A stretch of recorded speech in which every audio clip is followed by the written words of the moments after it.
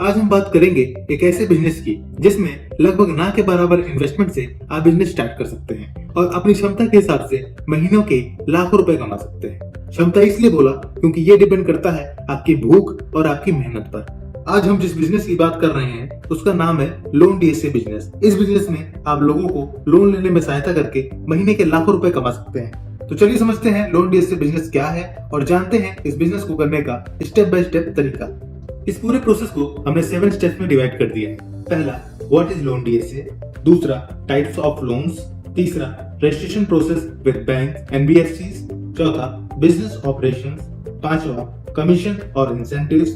छठा, business growth और सातवां, चैलेंजेस।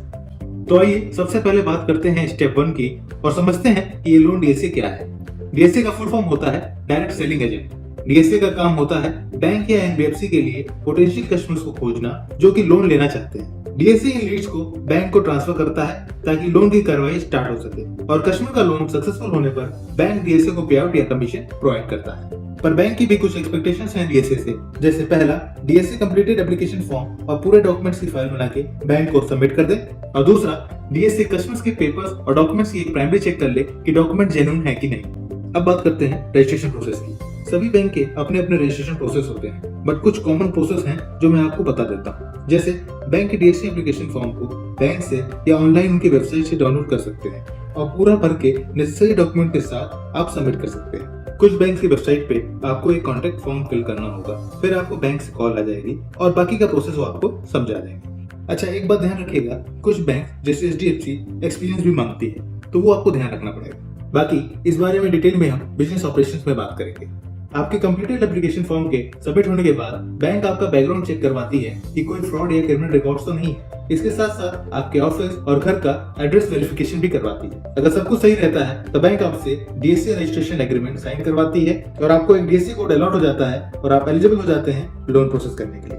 अब आते हैं टाइप्स ऑफ लोन पे। जनरली 2 टाइप्स के लोन होते हैं, सिक्योर्ड लोन जैसे होम लोन, कार लोन या लोन अगेंस्ट प्रॉपर्टी, और अनसिक्योर्ड लोन जैसे पर्सनल लोन या कुछ टाइप के बिजनेस लोन। आपको DSA code home loan, car loan, personal loan, loan against property और बिजनेस लोन के लिए मिल सकता है। पर मेरा सजेशन रहेगा कि आप केवल 2 कैटेगरी से स्टार्ट करिए। एक प्राइमरी प्रोडक्ट ले लीजिए जैसे होम लोन, कार लोन या बिजनेस लोन, और उसमें भी मेरा सजेशन ये रहेगा कि आप होम लोन या कार लोन से स्टार्ट करिए, क्योंकि बिजनेस लोन में ड्यू डिलिजेंस यानी फॉर्मेलिटी ज्यादा होती है इन दोनों के कंपैरिजन में। अब इसके अलावा एक सेकेंडरी प्रोडक्ट ले लीजिए जैसे पर्सनल लोन या लोन अगेंस्ट प्रॉपर्टी। एक चीज आपको और हेल्प करेगी डिसाइड करने में, और वो है इंसेंटिव या कमीशन किसमें ज्यादा मिलता है, और इस पॉइंट को हम आगे डिटेल में डिस्कस करेंगे।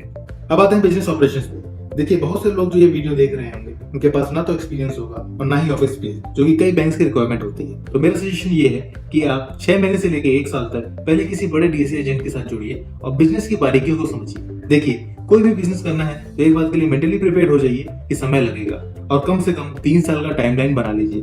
अगर क्षमता है कि मिनिमम 3 साल दे सकते हैं बिजनेस को, तभी स्टार्ट करिएगा। कोई भी बिजनेस कमजोर दिल वालों के लिए नहीं होता। उतार चढ़ाव आते हैं और शॉर्टकट नहीं चलता, चलती है प्लानिंग, स्ट्रेटजी और हार्ड वर्क।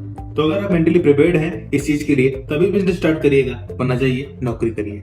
अच्छा, वापस टॉपिक पे आते हैं। आप अपने प्राइमरी लोन सेगमेंट को डिसाइड कर लीजिए कि कार लोन में जाना है या होम लोन में। शक्तिमान बनने की कोशिश मत करिएगा, क्योंकि हर एक सेगमेंट अपने आप में काफी बड़ा है, और अगर सभी को करने की कोशिश करिएगा तो किसी में भी सफल नहीं हो पाइएगा। सुनिए, कार लोन सेगमेंट में आपको कार डीलर से संपर्क में रहना होगा, मिलना होगा, रिलेशन बनाना होगा, क्योंकि मैक्सिमम बिजनेस वहीं से आता है जहाँ कार डीलर का जो सेल्स एग्जीक्यूटिव या मैनेजर चाहता है। तो अगर आप अपना कार लोन में फोकस करना चाहते हैं तो आपको पता है आपको कहाँ जाना है, और वही अगर आप होम लोन में जाना चाहते हैं तो आपको बिल्डर्स या ब्रोकर से रिलेशन बनाना, और अगर आप नए हैं तो ये आपके लिए टफ होगा। तो किसी बड़े डीएसए के साथ जुड़ जाइए, आधी सैलरी में काम कीजिए या एसोसिएट बन जाइए, बट किसी तरह उसके साथ जुड़ जाइए। उससे 2 फायदे होंगे। पहला, वो सभी रिसोर्सेज आपको मिल जाएंगे जहाँ से उसको बिजनेस आता है, और आपके बार बार वहां जाने से आपका रिलेशन बन जाएगा। और दूसरा, इस दौरान कई बैंक ऑफिशियल से आपका इंटरेक्शन होगा, जो आगे चल के जब आप अपना खुद का कोड ले रहे होंगे तो उसमें सहायता करेगा।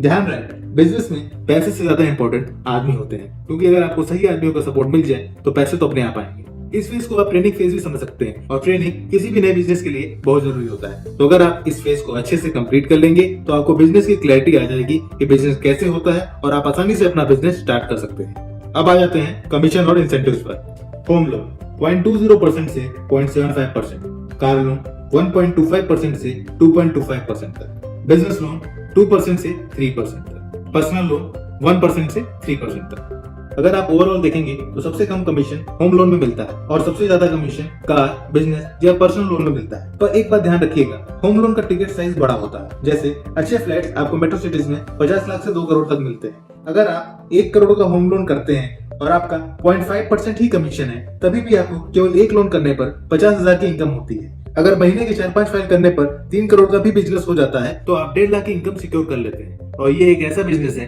कि जैसे जैसे आप मार्केट में पुराने होने लगते हैं और लोगों का ट्रस्ट आप पे बढ़ने लगता है, बिजनेस ऑटो मोड में होने लगता है। अच्छा, कार लोन की भी कैलकुलेशन समझ लेते हैं। एवरेज लोन 10 लाख का मान लेते हैं और कमीशन 1.5% मान लेते हैं, तो भी एक गाड़ी की फाइल होने पर 15,000 की इनकम होती है। अच्छा, एक चीज जो मेजर स्ट्रॉन्ग पॉइंट है कार लोन की, वो है कि कस्टमर का लोन 1 से 7 दिन के अंदर हो जाता है। वही होम लोन की फाइल 15 से 30 दिन का समय ले लेती है। मतलब कार लोन में ड्यू डिलिजेंस कम होता है as comparison to home loan. अगर आपकी अच्छी लाइजनिंग है तो महीने में 8 से 10 फाइलें आराम से हो सकती हैं। सीजन में जैसे नवरात्रि, दिवाली या दिसंबर की क्लियरेंस सेल में क्वांटिटी बढ़ जाती है, वहीं बरसात में डाउन हो जाती है। पर अगर आप साल का 8 से 10 फाइल का मंथली एवरेज भी रख लेते हैं तो 1 से 1.5 लाख की इनकम बड़ी आसानी से हो सकती है। बिजनेस लोन में ड्यू डिलिजेंस ज्यादा होता है और मेरी राय है कि शुरुआत में इसे ना करें। जैसे जैसे आपका एक्सपीरियंस ज्यादा होने लगता है और होम या कार लोन आप अपने एम्प्लॉयज के थ्रू ड्राइव करने लगते हैं, तब आप पर्सनली इसमें इन्वॉल्व हो सकते हैं। बिजनेस लोन की फाइल 1-2 CR से लेकर 50-60 CR तक होती है एंड मिनिमम परसेंटेज की भी बात कर लें तो भी 2% मिलता है। तो अगर आप महीने की एक फाइल भी 1 करोड़ की कर लेते हैं तो 2 लाख की इनकम सिक्योर हो जाती है। ये बहुत ही लुक्रेटिव है और जब आप इसमें इन्वॉल्व हो जाएंगे तो आपको इस सेगमेंट के अलावा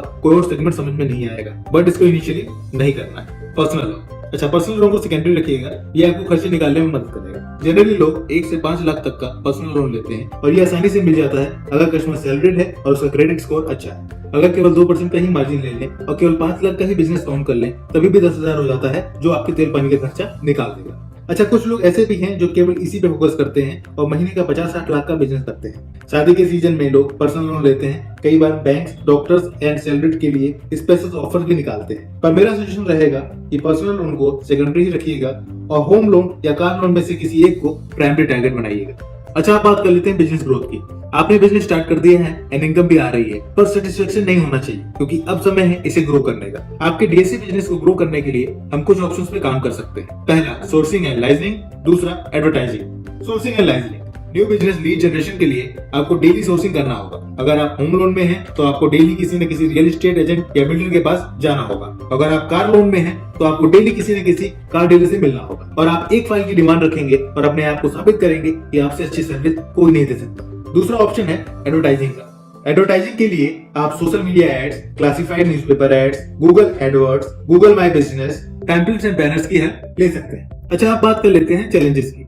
बिजनेस है तो चैलेंजेस तो होंगे ही, लेकिन अगर आपको पहले से पता होगा तो आप मेंटली प्रिपेयर्ड रहेंगे इनसे लड़ने के लिए और जीतने के लिए। पहला चैलेंज है कंपटीशन का। इस बिजनेस में बहुत कंपटीशन है और कंपटीशन से लड़ने का सबसे बेहतर तरीका है अपने आप को बेहतर बनाना। सबसे अच्छी सर्विस, सबसे अच्छी बात करने का तरीका एंड बेहतरीन फॉलोअप एंड कम्युनिकेशन स्किल्स। अपने कस्टमर को कंटिन्यूअस लूप में रखिए। फाइल का क्या स्टेटस है तो उसको मैसेज व्हाट्सएप पे कम्युनिकेट करते रहिए। ऐसा ना हो कि कस्टमर का बार बार फोन आ रहा है और आप फोन ना उठाएं क्योंकि आपके पास ही अपडेट ना हो। तो एक कदम आगे रहिए, कंपटीशन अपने आप दम तोड़ देगा। दूसरा चैलेंज है रिजेक्शन रेशियो। अगर आपके द्वारा लॉगिन फाइल्स कई बार रिजेक्ट होती हैं तो इससे आपके कमीशन पे असर पड़ सकता है और आपका कोड भी खतरे में आ सकता है। तो बैंक की गाइडलाइंस एंड पेपर फॉर्मेलिटीज अच्छे से समझ के पहले कस्टमर से सारे पेपर फॉर्मेलिटीज कंप्लीट हो जाएं, तभी फाइल लॉगिन कराएं। इससे आपके फाइल रिजेक्शन के चांसेस कम हो जाते हैं। अच्छा, आप लास्ट चैलेंज की बात कर लेते हैं। ये है डिफॉल्ट रेशियो। अगर आपके द्वारा लोन दिलाए गए व्यक्ति डिफॉल्ट करता है या ईएमआई नहीं भरता तो बैंक सबसे पहले आपको फॉलो अप करने के लिए कहता है और अगर आपके फॉलो अप करने के बाद भी डिफॉल्ट रहता है तो फिर बैंक अपनी कार्रवाई करती है। पर बहुत ज्यादा डिफॉल्ट होने पर बैंक को लगता है कि आप अपना काम सही से नहीं कर रहे हैं और आपका स्लैब कम करने के अलावा आपका कोड भी कैंसिल कर सकती है। तो लोन करने से पहले एक चीज का ध्यान जरूर रखिए कि क्या ये व्यक्ति अपना ईएमआई दे भी पाएगा या नहीं,